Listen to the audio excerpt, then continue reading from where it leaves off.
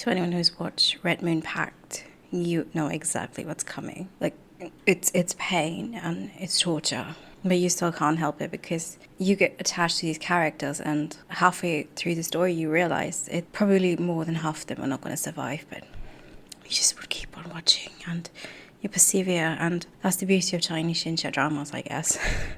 Hello and welcome to Talk About Drama, where we talk about what's hot and what's not in the drama world. And today we're going to talk about Love in Pavilion, also known as Hu Yao Sha Hong Niang, Juye Pian. It's the second series in the Fox Spirit Matchmaker universe, and the first one was the super disappointing Fox Spirit Matchmaker Red Moon Pact. And it's actually not that bad, because Red Moon Pact was really bad. So everyone was really worried about this. But the first teaser was so good, and the second one wasn't. But it's quite decent. And it's worth your time because it doesn't make you feel stupid, and it does meander a little, and there are times when you really feel like you want to just get hit by the white truck of doom and isekai into it and sort of try and fix things, but it is what it is, so let's get on with it.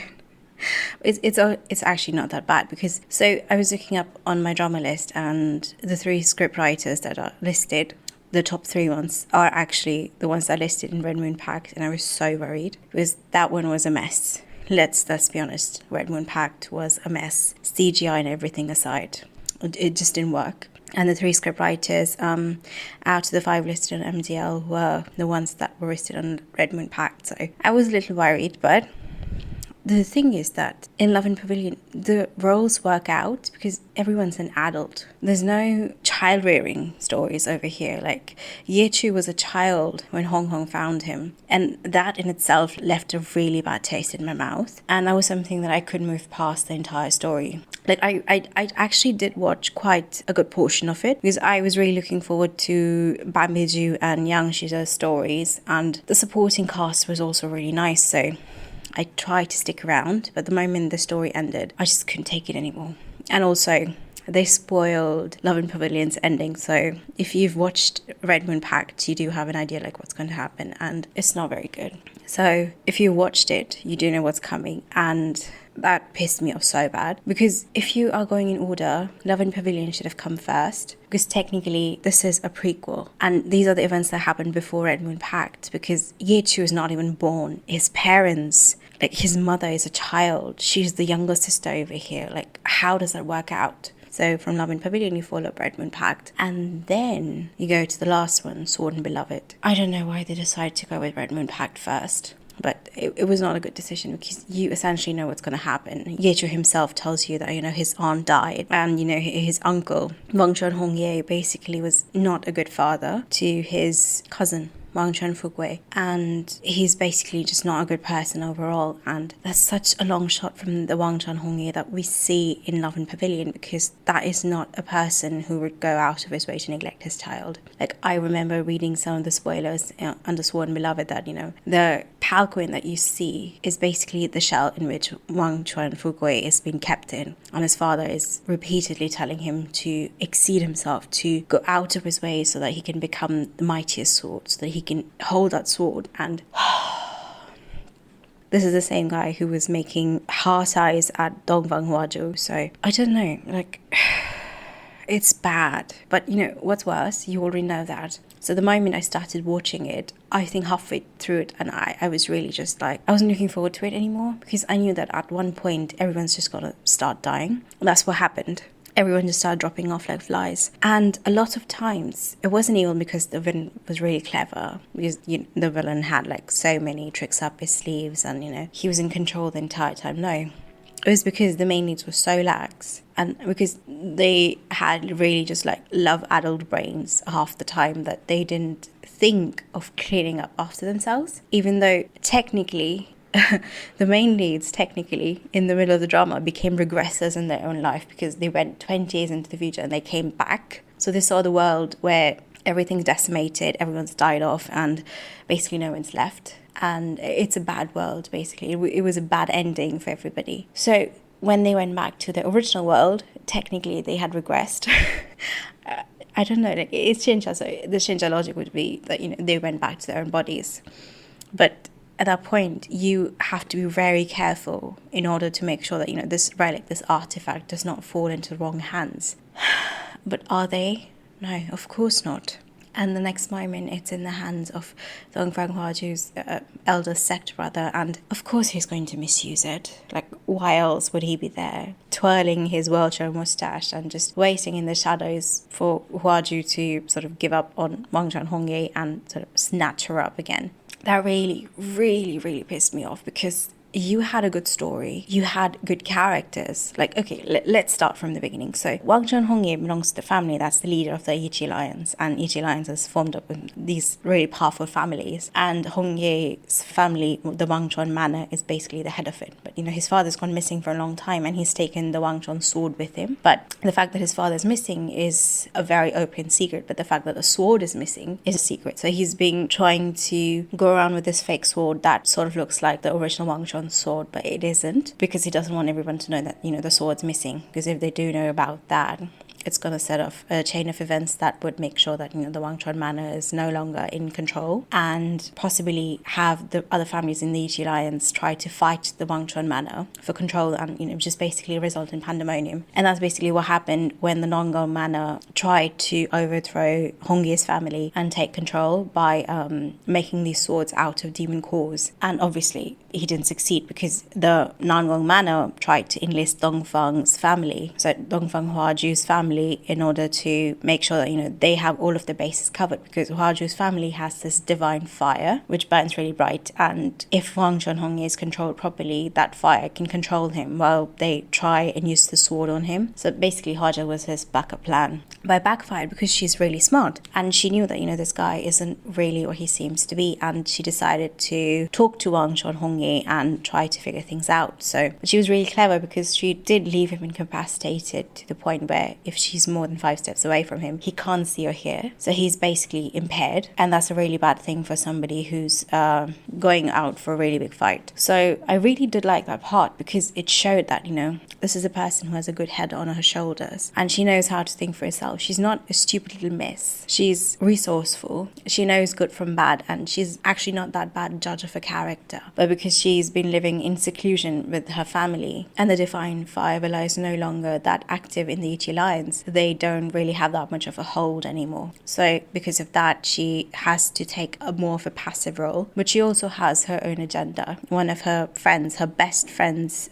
future husband, has been captured because he tried to set a demon free. So he was taken to this prison that's run by the Nangong family, and she wants him out because the said friend Yang Yan is pregnant, and she really needs that guy to go through with the marriage, and because they will kill him, and he's probably not going to make it out of there at all. So she tries to strike a deal with the Nangong manor in order to get in. So basically, when she infiltrates the Nangong manor, she tries to sound out all of the parties involved, and she figures out that Wang Zhenhongye is actually the best bet in order to get this person out, and Nangong family is up to no good. So she goes with them, and she plays nice and tries to help Wang Zhenhongye in order to break the spell and get even, basically. But prior to this, we had seen her go out to gather some herbs and basically get into trouble. And this masked person helped her out, and his masked gang sort of helped her out and her sister out, and made sure that they were all right. And of course, that's Wang Zhenhongye in that mask, which I have no idea how he sees out, because it literally has like slits for eyes. But so that's where we meet the first cameo of the first and the second actually cameo, and that's Ho Minghao and Chen Yuqi. And so basically we start with them, and I think Ho Minghao gets killed, and obviously Dongfang Huaju does not know that it's Wang Zhenhongye behind the mask, and things happen, one thing leads to another, and eventually Yang Yan's future husband does get free. They do end up getting married, but the moment they're doing the bow to the family thing, Nangong manor breaks in. So even though the Nangong guy's father's dead, he's taken over, and he's basically like, there's a prisoner over here that we need back, because the demon that he freed basically killed somebody else, and he's on the run, so we need him back. And stuff happens, and basically Wang Zhenhongye decides that, this is the best time to get rid of the Nangong family and the control over the prison, and he uses Yang Yan's wedding as a cover in order to make sure that Nangong's family's influence gets away. in order to make sure to get rid of Nangong's family once and forever.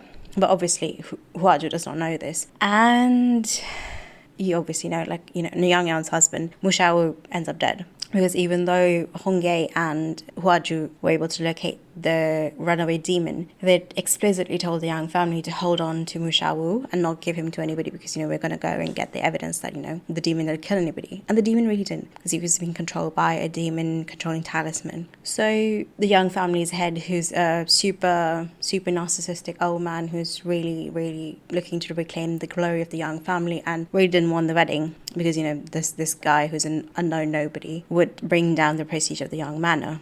And, you know, the daughter of the family is basically getting married while she's pregnant, so that's also bad. But I never actually understood his logic of getting Mushawu killed, because you're getting your daughter's husband, a very pregnant daughter's husband, killed. And that does not make sense because she's still going to be pregnant. And now she's going to grow up as a widow or just a single mother in the turn of events. Because you do see like these dramas where families force the mains to sort of take responsibility. But over here, they're like, never mind, we don't want that responsibility. But anyways.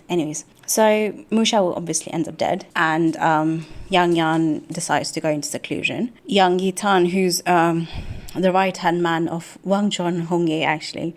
He's Yang Yan's nephew, and he decides to take up the mantle of the head of the family, even though he's quite reluctant, but he's like, for the sake of my aunt, I'll do it.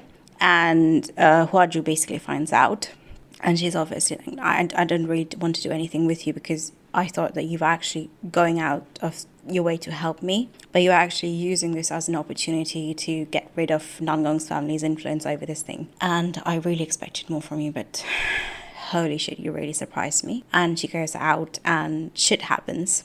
And so they do meet up with Hongye all masked up, and they do sort of go out on a date. His cover's blown, and the whole Nangong family shit goes down, and basically one thing leads to another, and they end up being transported 20 years into the future. And one thing I really, really want to crib about is the way Huaju was so easily defeated by the bad guy. Like, Jiuho really just like snapped and was able to infuse Huaju's body with like the bad energy and basically make her a sassier version of herself. That was really on a journey of self-revelation, because she was just looking for people who loved her as she was, like the bad Huaju. But she didn't really like people loving her for the fact that she was Dongfang Huaju. Like she was like, I'm not that person anymore. I'm just somebody else. And I think at that point is one of the times where I really, really enjoyed the main lead's interaction, because Dongfang Huaju, the bad person,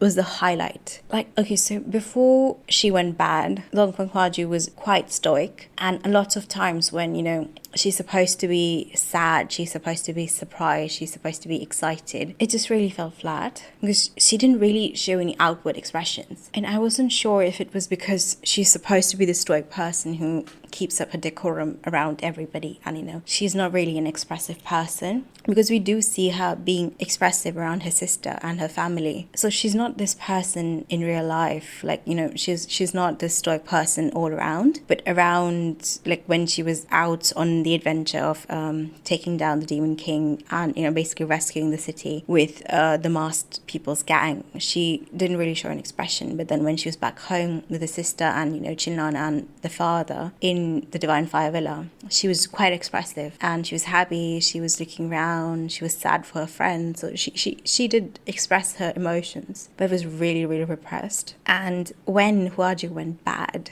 girl really went bad. Like, she genuinely tried to honey trap Hongye so many times, and the entire time she knew that, you know, the only reason why he was looking out for her was because she possessed this person's body. And obviously Wang Chong Hongye does not love Huaju for her face, he loves her for who she is, and she tries to seduce him.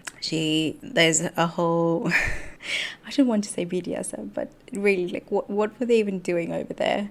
And Hong Chun Hong, are you masochistic? Like, seriously. I'm sorry.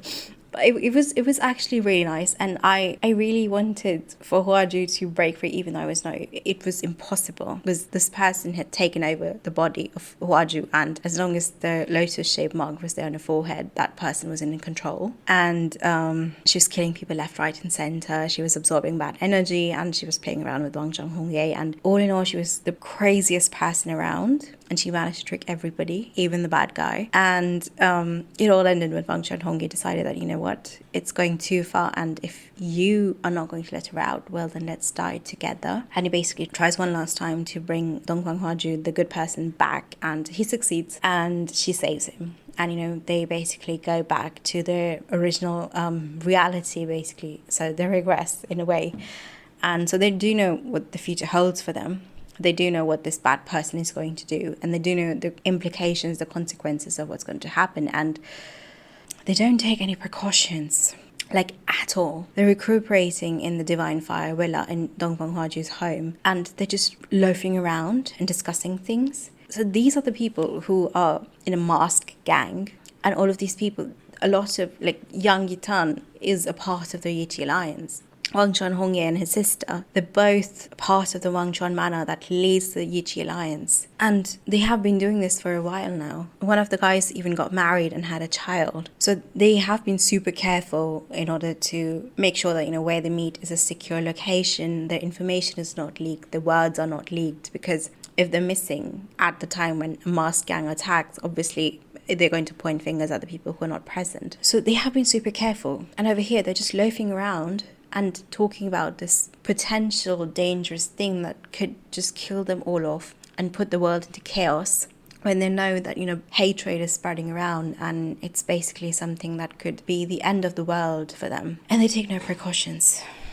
They just discuss it out in the open, and obviously Dongfang Huaju's elder sect brother overhears, and because, you know, he has this whole megalomaniac personality where he wants to acquire Dongfang Huaju and basically take over the whole thing. He's like, well, let me give it a try and try to resurrect him and, you know, bring him into this world so that he can start his process of trying to bring back his own lover and throw the world into chaos. And it just really, really surprised me and pissed me off. But, you know, it didn't really surprise me that much, because I did see the quality of writing in Red Moon Pact. And I did know that, you know, they're going to use conventional tropes, but it was really bad, because you're potentially putting the whole world, your own future, in danger, and you don't even care. Like, one of the guys in the mask group is a master in talismans, so you could have just cast a talisman that would make sure that sound doesn't go out from that room, basically make it a soundproof room. But no, you have to discuss everything out in the open, even though the world is hanging in balance. But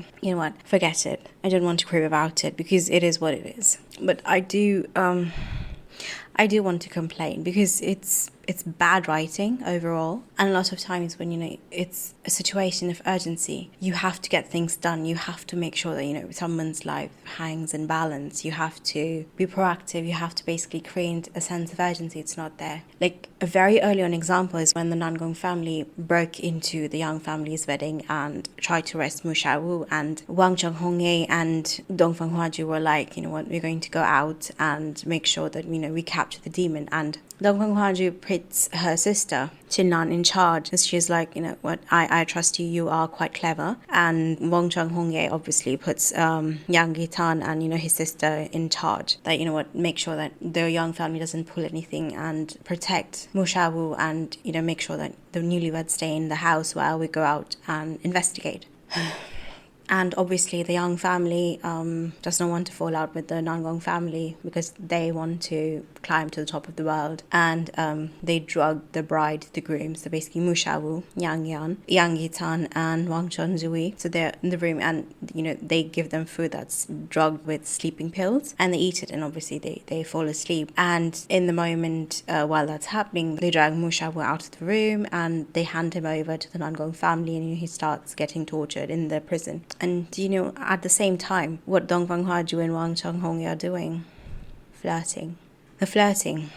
They are making moon eyes at each other. Well, not Dongfang Huaju, but Wang Chang-hongye is definitely making moon eyes at her. And They're basically sitting around, having a cup of tea, they're chatting, and they're trying to make heads and tails of the situation. But at not a single point does either of them check in and just like try to make sure that everything's going well. Because they're like, we trust you and we're sure that, you're going to be fine. And they just leave it at that. Even though Wang Chunghongye is part of this group they are a group of masked people. So they're like 6 of them that we've met. So out of the 6 of them, 2 of them are incapacitated. One's not there. So he could have left the other 2, barring the one who has a family, in charge and sort of made sure that, they do regular patrols and just ensure that Mu Xiaowu does not go out. And if he does, sort of send them a signal. But do they? They don't. They just leave it. And the next morning, when they do find out that, they're being drugged with sleeping pills, Dog Fang Qinglang only has like one antidote and she gives it to Yang Yitan. And Yang Yitan wakes up and you know what he's doing? He's arguing with his family. He's not gone to the prison. He's not done anything. He's standing there arguing with his family. Meanwhile, Mu Xiaowu is being tortured and he's obviously dead. And by the time they make it, they're just able to carry out his corpse. And Yang Yitan just stands there because there's not much he can do. And Yang Yan basically tries and gets some closure with it. But it obviously doesn't work out because that boy is obviously dead. There's no urgency. Nothing's high stakes over here. Everything's just because it has to happen, it's happening. There's no urgency in writing at all. And I'm not going to discuss any more plot points because, if you watch it, you do understand that, everything falls into place, everyone comes into play. And, you have other characters who sort of come up and some join the mask crew, some oppose it, some are just there as cannon fodder. And it's a mess, which could have been written properly.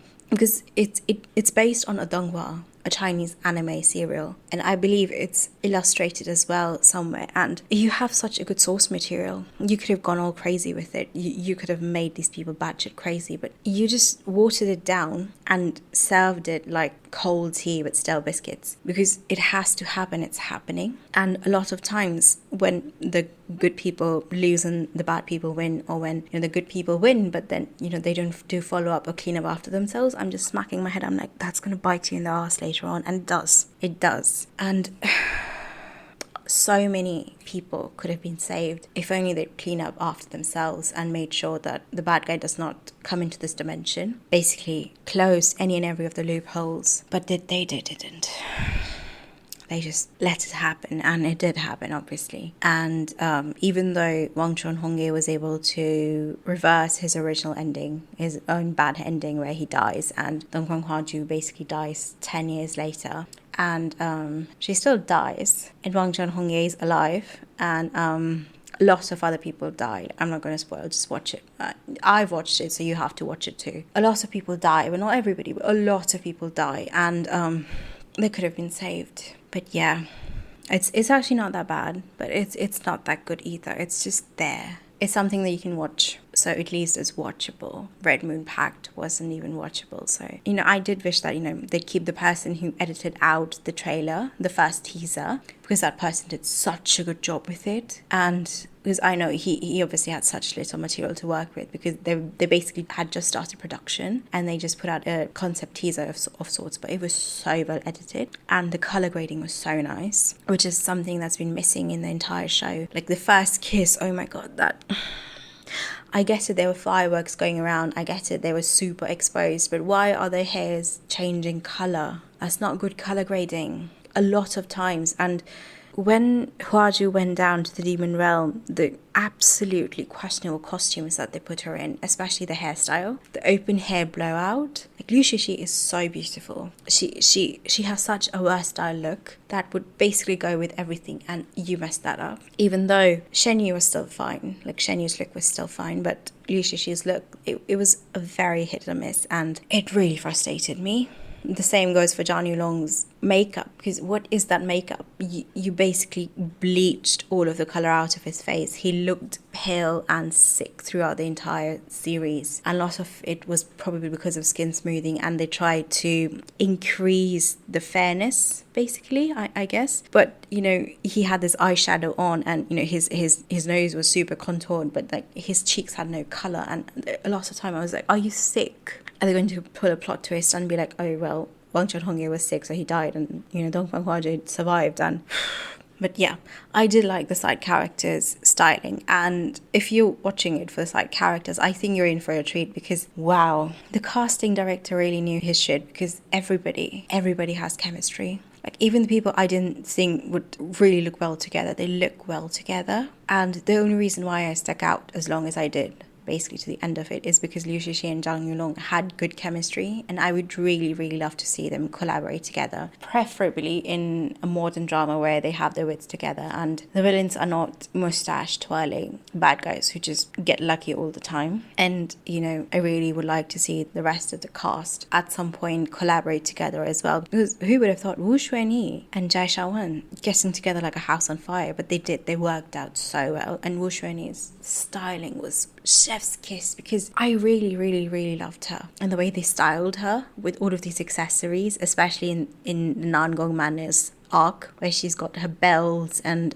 charms around her, and you know, every time she walks she makes a sound, and she's so pretty. And then, you know, the Shen Yu styling, which again, Dongguang Qinlan styling is probably one of the best in terms of the Dongguang Manor stylings. And then Ding Yuxi, obviously, Zhang Zheng's styling was very, very similar to Muzichi. So every time I saw him, I'm like, Zichi, where's Miao Miao? But, you know, he obviously had his own Miao Miao, which Qing Muyuan, Bengzi, and her styling was really well as well, even though I would never be able to make heads and tails of her mask because it basically exposed her entire face. So what are you hiding, sister?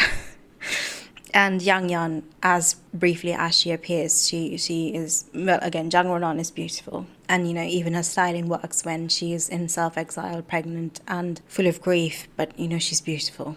So you can't really say anything. And other characters as well, especially Charles Lin, the ultimate baddie, who I think I can never actually take him serious as a bad guy because I always look at his face and I'm like, you're Shang-Chi from Love Between Fairy and Devil. You can't convince me that, you know, you're a bad guy. But he was a bad guy. He was Juho, who was the ultimate bad guy. And he did have a love story with Pang Sharan, and they actually worked well together, even though Jalan's story wasn't really my cup of tea. But I'm like, you do you, sister. At least they found each other, you know, both murderous and happy-go-lucky in terms of doing bad things. So I'm like, it's fine as long as it works for you. But they really did allocate a lot of time to their story, which I wasn't really quite sure, because I guess if you're trying to build up your bad characters, you're trying to give them a motive. Because, you know, this person, he is looking for his other half. He's also looking to resurrect somebody that, you know, who was close to him. So he's not a bad guy for the sake of being a bad guy. He's a bad guy because he's been forced to do bad things in order to make sure that, you know, his beloved is alive. And to be fair, at some point I do understand him, because the people who killed Jalan and tried to control him were the people who wanted to control the demons. So they weren't really self-serving good people. They were bad people in themselves, and their motives weren't really pure. So I do understand the motive of trying to gather the bad energy and throwing the whole world into chaos. But yeah, I didn't really feel that. But anyways, I like I said, you do you. And Huo Minghao and Chen Yuqi, his styling was so good, but then the story just didn't really sit well with me, because I guess it was because it was introductory and later on it just fell a little flat. But I would really say the person who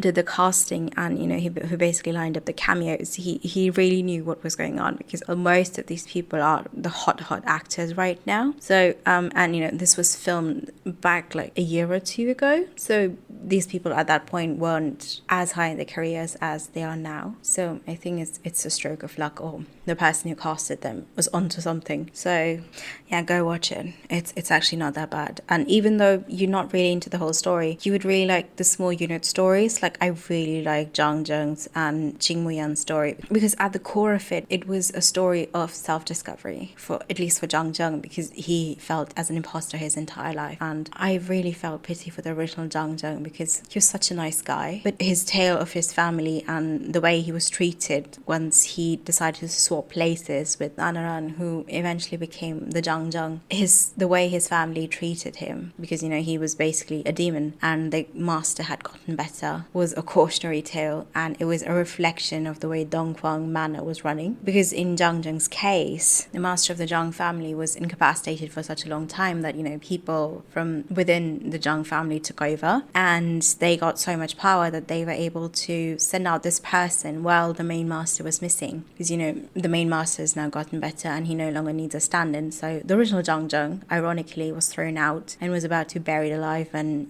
the fake Zhang Zheng arrived, and with his authority he sent away the servants, and he was able to give him a proper goodbye. And even though it was not a closure, the original Zhang Zheng was able to go in peace. And that is basically what happened with the Dongfang manor, because they are in seclusion, but the Dongfang patriarch and his daughters, they're not really involved in it, like not to the extent the other families are, and they've grown lax in terms of how they're governing the people under them. And that's probably one of the reasons why the elder sect brother was able to do what he did and caused chaos, and was able to take over the artifact and basically try and resurrect the bad guy, and because he wanted power and he wanted to make sure that Dongfang Huaji belongs to him, everything belongs to him, and of course it didn't. But yeah, basically Zhang's family tale was a cautionary tale and a reflection of the Dongfang family's tale as well, and I found it quite ironic. But obviously those are my musings, and I don't even know that they did deliberately or not. But anyways, like I said, it's a missed opportunity, because Love in Pavilion could have been so much more, because you had good actors, you had a decent story, and you had a good build-up. A lot of times the good guys were just too lax and the bad guys knew how to grab the opportunity, and they did, and the good guys were just too good to harm the other people in order to go up top where they wanted to go, which was such a thing out of the character, because Wang Zhenghongye in the beginning was ready to do everything to establish and settle his authority within the Yiqi Alliance, and sort of ensure that the fight between demons and humans, the whole thing sort of melts down, because he knows hatred is rising and the only thing stopping it is the people and their mindset towards each other. But then he goes on mellow after Dongfang Huajie comes into his life, and I really hoped that, because of this union, Dongfang Huaju would have become more ruthless, but it was the opposite, as it always is. And it's not that they got stupid, it's just they were just too careless. And I was really looking forward to the Masked Gang adventures, and they should have stuck with it, because I do understand that you need to set up other characters and you need to tell their stories. But I was really looking forward to the adventures of the Masked Gang, which just happened in the beginning and the end, and obviously not everyone survived. Yeah. So in conclusion, watch it, because it's actually not that bad, but it's more of a missed opportunity. And I hope, because with Sword and Beloved, the trailers are actually quite nice, and Chang Yi and Li Tong are looking so good, and the chemistry is there, and I really, really, really hope that they're able to tie up the story with a pretty little bow, because obviously it's been a bad ending so far, and I think Red Moon Pact also had a bad ending. I'm not too sure, but I think it did. I just left it in the middle somewhere, so if it's a good ending, beats me. But I did hear that, Sword and Beloved has a good ending, so I hope that they stick to the original ending, and they do give us a good ending. But I just hope that whatever the writers cook up, it's not Red Moon Pact, but it's better than Love in Pavilion, because there's potential and you can do so many things with it, but you just don't. I think it's supposed to come out in Q4 of this year, so probably October, November, December. But I think Love in Pavilion performed quite well, so some of the doubts have eased, because the only reason why it took such a long time for Love in Pavilion to be released was because they were working out some things and they were redoing little things here and there. Because Red Moon Pact apparently did really, really bad. And it was a very well-funded drama, which is something that I think Love in Pavilion is as well. But looking at the CGI, it's not looking like an S+ drama, like S++ drama, because the CGI is not really there. Like, I think I've seen the boat scene where they have their first date is horrendous. Let's be honest, it's horrendous. And a lot of the scenes where they're up in the clouds or just going around, like Liu she does her own stunts, and a lot of the stunts were done so well, but their surroundings ruined the whole thing. So I just hope that, looking at Sword and Beloved, the CGI does look good, but he's hoping it's better than Love in Pavilion. And as long as Chungi doesn't cough up a mouthful of blood every 2 minutes, I'm just happy with it. And obviously just give me a good ending. So yeah, in conclusion, watch Love in Pavilion. I believe it's just finished airing for the VIP viewers, and I think in a day or two it's going to finish for the regular viewers as well. So do watch it if you have the time, because it's actually not that bad, and I think it's a good way to sort of pass time, and you do get a quite lot of insights in terms of how the Wang Chuan family eventually ended up where it did, and what happened to Wang Chengfugui's mother, and sort of give you a good idea of what to expect later this year when Fox Spirit Matchmaker Sword and Beloved releases. So watch it. Yeah, it's actually not that bad. But yeah. And I hope you had a good time hearing me mini rant and talk about Love in Pavilion. And Talk About Drama is now available on Spotify, Apple Podcast, Audible, Amazon Podcast, and YouTube. You can leave me a comment there, or you can also reach out to me on Twitter or Instagram. My handles are talk_about_drama. And I hope you guys have a good week. And I'll see you guys next time. Until then, ciao.